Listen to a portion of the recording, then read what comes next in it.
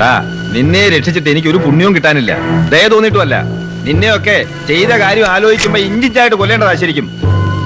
DMOനോടും ഡയറക്ടറോടും ഒക്കെ കെഞ്ചി ഞാൻ ഇവിടേക്ക് തന്നെ ട്രാൻസ്ഫർ വാങ്ങിയത് സൂപ്രണ്ടിനും അത്ഭുതം തോന്നി. ഇവനെ ഒന്ന് നേർക്ക് നേരെ കാണണമെന്നുണ്ടായിരുന്നു.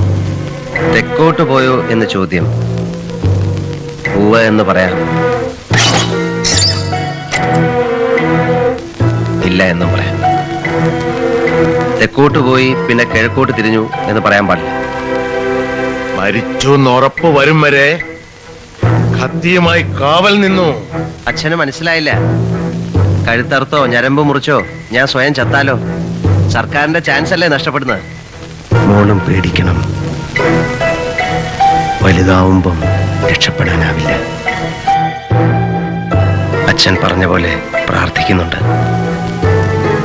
ഇപ്പൊ എനിക്ക് വേണ്ടിയല്ല, മരിച്ചവർക്ക് വേണ്ടി. അപ്പോൾ അങ്ങനെ ചെയ്യാനാണ് തോന്നിയത്.